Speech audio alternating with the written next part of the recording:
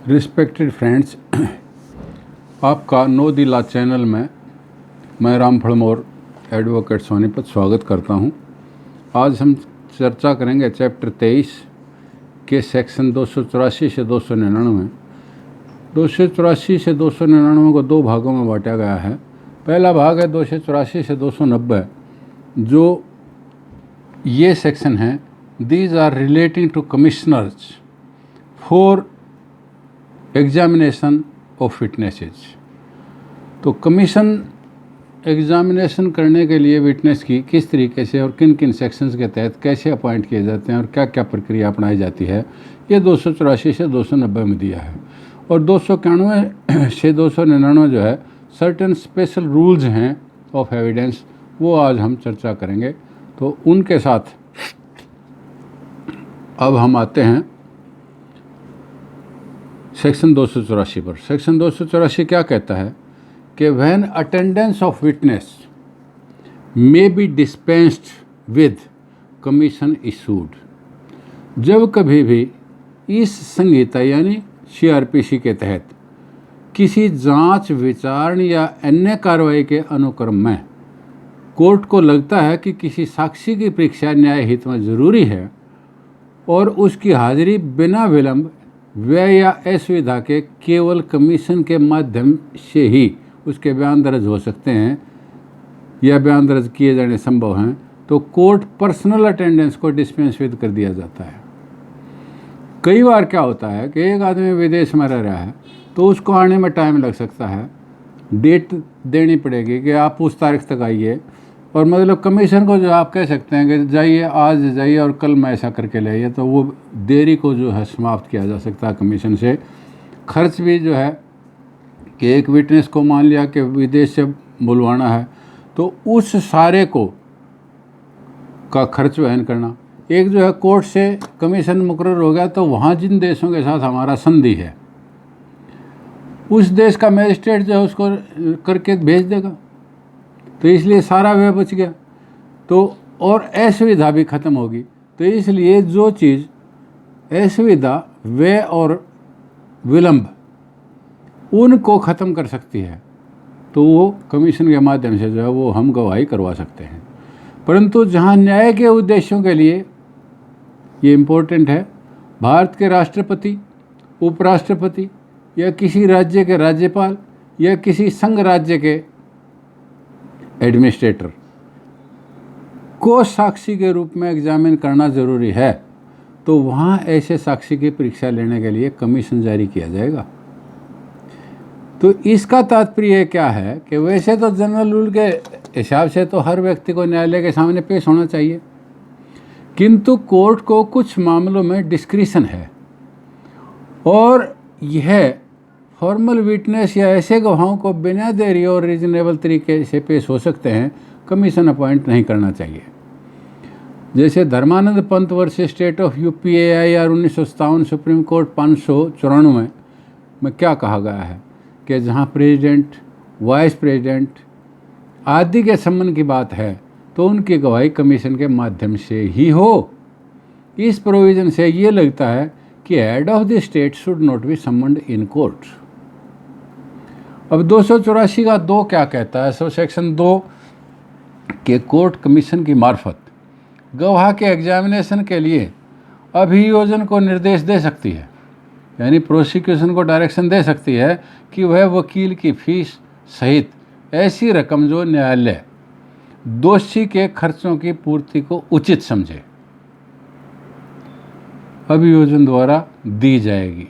यानी प्रोसिक्यूशन को डायरेक्शन दी जा सकती है कि दूसरा पक्ष का वकील का खर्च भी वहाँ आने जाने का, कमीशन की फीस भी, और मतलब ये सारा का सारा खर्चा यू विल बॉर्न, आप सहन करोगे। तो ये साहुल हमीद वर्सेस नसीबा बीवी का केस था, 2011 एक criminal court cases, page 555, Kerala high court का अथॉरिटी है। तो इसमें 284 285 दोनों प्रोविजंस को चर्चा करते हुए, डिस्कस करते हुए माननीय हाई कोर्ट ने क्या कहा कि examination of a witness on commission an advocate commission cannot be appointed. ये यहाँ इम्पोर्टेंट बात है, ये नोटेबल है, जबकि एक्ट के अंदर ऐसा शब्द नहीं लिखा कि मतलब एडवोकेट को अपॉइंट नहीं किया जा सकता या केवल जज ही अपॉइंट किया जाएगा, बट ये केस लॉ है कि examination of a witness on commission an advocate commission cannot be appointed for the examination of a witness by court by resort of section 284 and 285 CRPC। A judicial magistrate alone, शब्द alone के ऊपर जोर दिया है, a judicial magistrate alone can be appointed for examination of a party on commission. तो इस प्रकार से हमारा सेक्शन 284(2) ख़त्म होता है। और अब अगला एक क्वेश्चन आता है कि can complainant B examined on commission, क्या कंप्लेनेंट का बयान भी कमीशन के द्वारा लिया जा सकता है? The answer has been given in negative in case 1985 criminal law journal 723 at page 724। और ये R Gopalan Nair versus state का केस था केरला हाई कोर्ट का, और इसके अंदर ये कहा गया कि no complainant cannot be examined on commission. अब 285 की बात हम करते हैं कि यदि गवाह वहाँ रहता है जहाँ तक CRPC लागू है, तो कमीशन उस महानगर मजिस्ट्रेट या CJM के को निर्दिष्ट होगा जिसकी अधिकारिता के अंदर ऐसा गवाह मिल सकता है। इस सेक्शन में मेरा ख्याल समझाने की कोई बात नहीं है, क्लियर है कि यदि गवाह वहाँ रहता है जहाँ CRPC लागू होती है। सम एरियाज आर देयर जहाँ CRPC लागू नहीं होती। CRPC जैसे जम्मू एंड कश्मीर में लागू नहीं होती थी, लेकिन अब होती है। नागालैंड के एरियाज़ हैं जहाँ पर CRPC लागू नहीं होती। अभी मैं आपको बताऊंगा कि इस सेक्शन में ये क्या कहता है। यदि गवाह वहाँ रहता है जहाँ CRPC लागू है, तो कमीशन उस महानगर मजिस्ट्रेट यानी मेट्रोपॉलिटन मजिस्ट्रेट को सिटी है, तो वहाँ के मेट्रोपॉलिटन मजिस्ट्रेट या CJM को निर्दिष्ट होगा जिसकी अधिकारिता के अंदर ऐसा गवाह मिल सकता है। यदि गवाह ऐसे राज्य या क्षेत्र में है जहाँ CRPC का विस्तार नहीं, CRPC लागू नहीं है, तो कमीशन ऐसे न्यायालय या अधिकारी को निर्णय देगा जिसे केंद्र सरकार ने नोटिफिकेशन के द्वारा स्पेसिफाई किया हो। यदि साक्षी भारत के बाहर के देश या स्थान में है और उस देश या स्थान की सरकार से केंद्र सरकार ने आपराधिक मामलों के संबंध में गवाही लेने के लिए कोई अरेंजमेंट कर रखा है, आपसी अरेंजमेंट दो देशों के बीच में, तो कमीशन ऐसे फॉर्म में जारी किया जाएगा जो केंद्र सरकार अधिसूचना द्वारा प्रेस्क्राइब करे। अब इसके ऊपर जो है रत्तीलाल भांजी मिठानी वर्सेस स्टेट ऑफ महाराष्ट्र का केस है, जो 1972 3 सुप्रीम कोर्ट केसेस 793 और 1972 supreme court cases criminal 861 at page 865 और 1972 क्रिमिनल लॉ जर्नल 1105 तीनों जर्नल्स के अंदर पब्लिश है, रिपोर्टेड हुआ है। जब यह लगता है कि रेसिप्रोकल अरेंजमेंट यानी धारा 285 और 290 के अनुसार नहीं है, तो कमीशन अपॉइंट करने का एसफल ऑर्डर पास नहीं किया जाएगा। यानी if there is no arrangement between the two countries then such order will not be passed. Section 285 और 290 रेसिप्रोकल अरेंजमेंट के लिए कंप्लीमेंट्री प्रोविजंस हैं हमारे देश और विदेश के साथ। अब 285(3) क्या कहता है? Examination of witness bye video conferencing merely by saying that party apprehends danger at the hands of the accused, application for examination by video conferencing cannot be allowed as a matter of course। एक आदमी ये कहता है कि जी हमने दोषी से खतरा है और मतलब वीडियो कॉन्फ्रेंसिंग की जाए, तो ये कहता है कि इस बात के ऊपर वीडियो कॉन्फ्रेंसिंग से गवाही नहीं हो सकती। अब 286 क्या कहता है कि एग्जीक्यूशन ऑफ कमीशन प्राप्त होने पर CMM चीफ मेट्रोपॉलिटन मजिस्ट्रेट या CJM या MM या जुडिशियल मजिस्ट्रेट जो इस निमित्त अपॉइंट हुआ है, साक्षी को अपने सामने आने के लिए सम्मन भेजेगा और वहाँ खुद जाएगा जहाँ साक्षी होगा और उसकी गवाही उसी रीति से लिखेगा और उन सभी शक्तियों का प्रयोग कर सकेगा जो एक्ट के अधीन वारंट केसों के विचारण के लिए होती हैं। अब हम आते हैं सेक्शन 287 पर। 287 क्या कहता है कि पार्टीज में एग्जामिन विटनेसेस, मुकदमे के पक्षकार जिनमें कमीशन जारी किया है अपनी अपने लिखित प्रश्न यानी इंटरोगेटरीज दे सकते हैं कमीशन को कि हमारे ये सवाल पूछे जाने चाहिए, जिन्हें कमीशन जारी करने वाला न्यायालय रेलेवेंट समझता है और जो कमीशन नियुक्त हुआ है उसके लिए ये लाभुल होगा कि वो ऐसे इंटरोगेटरीज के आधार पर ही साक्षी की परीक्षा करे। कोई पक्ष जो मजिस्ट्रेट, न्यायालय या अधिकारी के सामने वकील के माध्यम से या यदि कस्टडी में नहीं है तो स्वयं हाजिर हो सकता है और उस साक्षी की परीक्षा भी कर सकता है। एग्जामिनेशन, क्रॉस एग्जामिनेशन और री एग्जामिनेशन आपको याद होगा कि section 137 evidence act, 138 evidence act के अंदर ये हैं। तो इस एग्जामिनेशन से तात्पर्य था एग्जामिनेशन, क्रॉस एग्जामिनेशन और री एग्जामिनेशन, सेक्शन 137 और 138 ऑफ द एविडेंस एक्ट। अब आते हैं हम सेक्शन 288 पर, रिटर्न ऑफ एग्जामिनेशन। धारा 284 के तहत जब कमीशन साक्ष्य लिख लेगा तो वो साक्ष्य उस कोर्ट को लौटा देगा जिसने नियुक्त किया था, और पार्टीज को निरीक्षण के लिए ये प्राप्य होगा, यानी every party can see it, can examine it, can inspect it, और न्याय संगत अपवादों के साथ वे साक्ष्य पढ़े जाएंगे। ये दोनों पक्षों पर लागू होगा और ये रिकॉर्ड का भाग होंगे। इस तरह लिया गया साक्ष्य एविडेंस एक्ट की धारा 33 की शर्तों को पूरा करता है और तो वह भी किसी अन्य मामले के भी किसी बाद के प्रकरण में भी साक्ष्य में लिया जा सकता है। अब सेक्शन 33 एविडेंस एक्ट जो है ना, इसको इसके साथ पढ़ना जरूरी है 288 के साथ। अब 289 को हम पढ़ेंगे। 289 क्या कहता है? Adjournment of proceedings.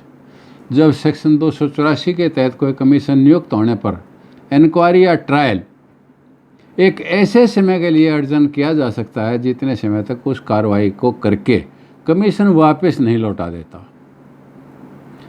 तो 290 क्या कहता है? एग्जीक्यूशन ऑफ फॉरेन कमीशन, यानी विदेश के लिए जो है कमीशन अपॉइंट हुआ है।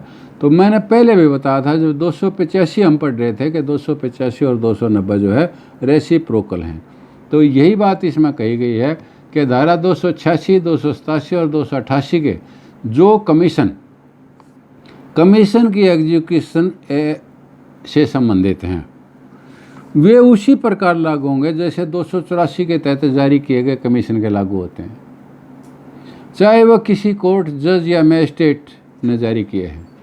उपधारा 2 क्या कहती है? उपधारा 1 में कोई जज या मजिस्ट्रेट से तात्पर्य क्या है कि एनी कोर्ट, जज और magistrate exercising jurisdiction with in an area in India to which this code does not extend, as the central government may by notification specify।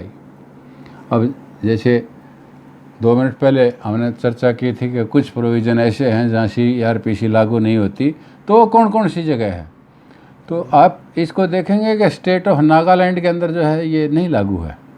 दूसरा, ट्राइबल एरियाज़ जो हैं वहाँ पर लागू नहीं है। ट्राइबल एरियाज़ कौन से हैं? 21 जनवरी 1972 को जो एरिया आसाम में मिलाया था, जो शिलांग म्यूनसिपलिटी का भाग है, उसके ऊपर भी ये लागू नहीं है। अब बी क्या कहता है इसका? कि भारत के बाहर के देश या स्थान में जो केस सरकार द्वारा यानी केंद्र सरकार द्वारा भारत के बाहर के देश या स्थान में जो केंद्र सरकार द्वारा अरेंजमेंट किया है, उस राज्य का कोर्ट, जज या मजिस्ट्रेट हमारे देश में कमीशन इशू कर साक्षी का एग्जामिनेशन कर सकता है। जैसा अगेन आई से कि 285 और 290 रेसिप्रोकल हैं, तो 285 को पढ़ लें, वही 290 में है। यहाँ पर हमारे देश का कर सकता है और उसमें उस देश का हमारे देश के लिए कर सकता है। अब 291 क्या कहता है? दोषी की हाजिरी में मजिस्ट्रेट द्वारा लिया गया या कमीशन पर लिया गया सिविल सर्जन या अन्य चिकित्सीय साक्षी का डिपोजिशन किसी भी जांच, विचारण या अन्य कार्रवाई में साक्ष्य में लिया जा सकेगा। यद्यपि deponent is not called as a witness. किसी की सत्यता को परखने के लिए ये दो महत्वपूर्ण बातें हैं, दो सेफगार्ड हैं। एक तो क्या कि शपथ दिलाना, शपथ पूर्वक बयान होना। अब शपथ से भी आदमी जो है, बहुत से आदमी ऐसे हैं कि जो शपथ लेते हुए डरते हैं कि झूठ नहीं बोलूँगा शपथ लेकर के, तो इसलिए सत्यता की परख जो है ओथ से होती है। दूसरा, जब बयान लिया जाता है तो क्रॉस एग्जामिनेशन से सत्यता परखी जाती है। तो इसके ऊपर जो है केस ला है 1961 Gujarat 120 Suleman versus state of Gujarat. लेकिन सेक्शन 290 और 291 में ये डिस्पेंस विद है।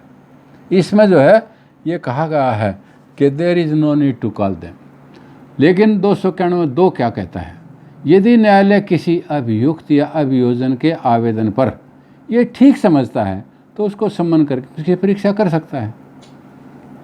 अब 291(a) क्या कहता है? Identification report of magistrate. कई बार क्या होता है कि कई रिपोर्ट्स जुडिशियल ऑफिसर के द्वारा नहीं लिखी जाती और एग्जीक्यूटिव मैजिस्ट्रेट लिखते हैं। तो मैजिस्ट्रेट की पहचान रिपोर्ट, कोई भी दस्तावेज जो एग्जीक्यूटिव मैजिस्ट्रेट के हस्ताक्षरित रिपोर्ट साक्ष्य के रूप में उस मैजिस्ट्रेट को बिना बुलाए साक्ष्य के तौर पर प्रयोग की जा सकती है। Provided that where such report contains a statement of any suspect और witness of which the provisions of section 21, 32, 33, 155 और 157 as the case may be of the Indian evidence Act apply such statement shall not be used under the subsection except in accordance with the provisions of those sections। यानी जो ये statement वो use की जा सकती है, लेकिन इसमें ये सेक्शन 21, 32, 33, 155 और 157 में जो बयान है वो उसी केस में प्रयोग किया जाएगा। तो 21 क्या कहता है कि proof of admissions against making of and by or on their behalf. 32 क्या कहता है? Cases in which statement of relevant fact by person who is dead or cannot be found etcetera is relevant. 33 क्या कहता है? Relevancy of certain evidence for proving in subsequent proceedings the truth of facts therein. 155 है impeaching credit of witness और 157 है former statement of witness may be proved to corroborate later testimony as to same fact. और sub section 2 क्या कहता है कि court prosecution या accused की दरखास्त पर सम्मन कर सकता है। अब इस सारे के बाद जो है हम आते हैं section 292 evidence of offences of the minute. ये आप देखेंगे कि क्या कहता है 292। कुछ सेक्शंस ऐसे हैं जिनकी मैं कोई मतलब इनको इंटरप्रिटेशन की ज़रूरत नहीं है, क्योंकि बेयर हैं और इनको थोड़ा सा समझना है। जैसे evidence of the officers of the minute, यानी जो कार्रवाई की जाती है, जैसे कोई रेजुलेशन हुआ या कोई बात हुई और जो उस मिनट के अंदर, उस प्रोसीडिंग के अंदर जिन जिन ने भाग लिया उसके बारे में यह है कि मैं अब सेक्शन को पढ़ता हूँ, थोड़ा ध्यान देंगे।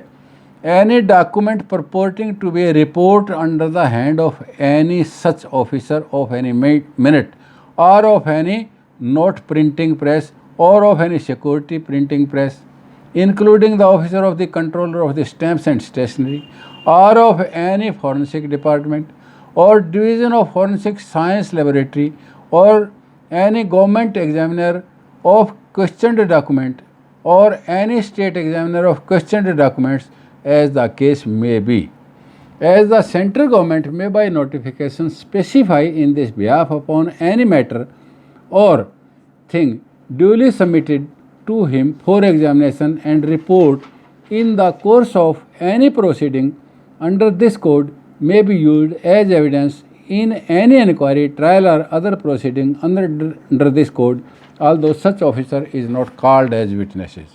यानी ये 8-7 पदाधिकारी आए जिनका इनमें नाम लिया गया है, ये कहते हैं कि इनका स्टेटमेंट जो है बिना उनके बुलाए लिया जा सकता है। तो अब मैं अगला सेक्शन 293 की बात करता हूँ। 293 क्या कहता है? Report of certain government scientific experts. ये क्या है? Any document purporting to be a report under the hand of government scientific expert to whom this section applies upon any matter or thing duly submitted to him for examination or analysis and report in the course of any proceedings under this section may be used as evidence in any inquiry, trial or other proceedings under this code. Subsection 2 क्या कहता है? The court may, if it thinks fit, summon and examination any such expert as to the subject matter of the report. Subsection 3 क्या कहता है? Where any such expert is summoned by a court and he is unable to attend personally, he may, unless the court has expressly directed to appear personally, depute any responsible officer working with him to attend the court. If such officer is conversant with the facts of the case and can satisfactorily depose in court on this behalf. ये नीचे जो है section applies to the following government scientific experts, namely ये नाम दिए हैं, तो ए से जी तक ये पढ़े जा सकते हैं। इन लोगों के बारे में ये कहता है कि इन लोगों को नहीं बुलाया जा सकता, ये अपने असिस्टेंट वगैरह किसी को भी जो फैक्ट से कन्वर्जेंट हो उसको भेज सकते हैं। Any other government scientific expert specified by notification by the central government for this purpose, या कोई भी आदमी जो गवर्नमेंट के द्वारा, सेंट्रल गवर्नमेंट के द्वारा नोटिफाइड है। तो उसके बाद जो है मैं आपको एक बात कहना चाहूँगा कि जब हम सेक्शन 292 को पढ़ रहे थे तो सेक्शन 292 का सब सेक्शन 3 है, जिसके अंदर ये कहा गया है कि without prejudice to the provisions of section 123 और 124 of the Indian evidence act, no such officer shall except with the permission of the general manager or any officer in charge of any minute or any note printing press or any security printing press or of any forensic department or any officer in charge of the forensic science laboratory or of the government examiner of questioned documents organization or any state examiner of questioned document organization as the case may be permitted. यानी केवल central government के general manager या officer in charge of the mint या Nashik printing press का जो in charge है उसकी permission से ही इन लोगों को बुलाया जा सकता है। To give any evidence derived from any unpublished official record on which the report is based, कोई भी आदमी ये नहीं पूछ सकता कि आपने ये कैसे मतलब व्यू लिया, किस आधार पर यह फाइंडिंग थी। जैसे नासिक प्रिंटिंग प्रेस की कोई रसीद है, आपने उनसे पूछा कि ये रसीद किस तारीख को जारी हुई, तो वो आपको बताएंगे कि ये रसीद फलां तारीख को जारी हुई। अब वो आप ये नहीं पूछ सकते उससे कि आप बताइए कि इस रसीदी टिकट में वो कौन सी निशानी है जिससे आपने ऐसा किया, आप उस सोर्स को नहीं पूछ सकते। तो क्योंकि ये अगर बता दिया जाए तो इस तरीके से बोगस दस्तावेज़ तैयार होने की संभावना हो सकती है। तो इस तरीके से टू डिस्क्लोज द नेचर और particular of any test applied by him in the course of examination of the matter और थिंग, तो किसी भी मामले में इन चीज़ों को नहीं पूछा जा सकता। तो अब हमने सेक्शन 294 के बारे में हम बात करते हैं, लेकिन 293 के ऊपर मैं आपको 2-3 अथॉरिटी बता देता हूँ कि Tulsiram Kanu versus state AIR 1954 supreme court page 1 और 1972 एक supreme court cases 249 HP administration versus Om Prakash के केस में ये इसको सेक्शन 293 को डिस्कस किया गया है और इसमें बताया गया है कि किसको बुलाया जा सकता है या किसको नहीं बुलाया जा सकता। और 2 अथॉरिटी और भी हैं पंजाब एंड हरियाणा की। 1982 criminal law general 2138 at page 2143 Punjab and Haryana, और 1982 criminal law general 1197 Punjab and Haryana की अथॉरिटी है। अब 294 क्या है कि no formal proof of certain documents. कुछ चीज़ों का 294 में क्या कहता है कि उनका कोई फॉर्मल प्रूफ की ज़रूरत नहीं है। जैसे देखेंगे, where any document is filed before any court by the prosecution और द एक्यूज। जब प्रोसिक्यूशन या एक्यूज ने कोई डॉक्यूमेंट अदालत में दी, the particulars of every such document shall be included in a list, तो उसके सारे पर्टिकुलर्स जो हैं एक लिस्ट में दर्ज होंगे। एंड प्रोसिक्यूशन और the accused as the case में भी, चाहे प्रोसिक्यूशन है चाहे एक्यूज है, चाहे कोई भी है, और the pleader for the prosecution और the accused if any shall be called upon to admit or deny the genuineness of each such document। तो दोनों के वकीलों को उसको एडमिट और डिनाइल के लिए कहा जाएगा। तो जैसा कि हमने पहले आपको बताया था कि एडमिशन और डिनाइल का प्रोविज़न ये सेक्शन 294 जो है एडमिशन और डिनाइल के ऊपर है। तो where the genuineness of any document is not disputed, such document may be read in evidence in any inquiry, trial or other proceedings under the code without proof of the signature of the person to whom it purports to be signed। ये किसके दस्तखत हैं किसके नहीं हैं उसके बिना ये जो है एडमिसिबल हो जाएगी। प्रोवाइडेड दैट द कोर्ट में in it discretion require such signature to be proved. लेकिन कोर्ट को यह अधिकार है कि वो चाहे तो इसको दस्तखतों को प्रूव करवाने के लिए बुला सकता है।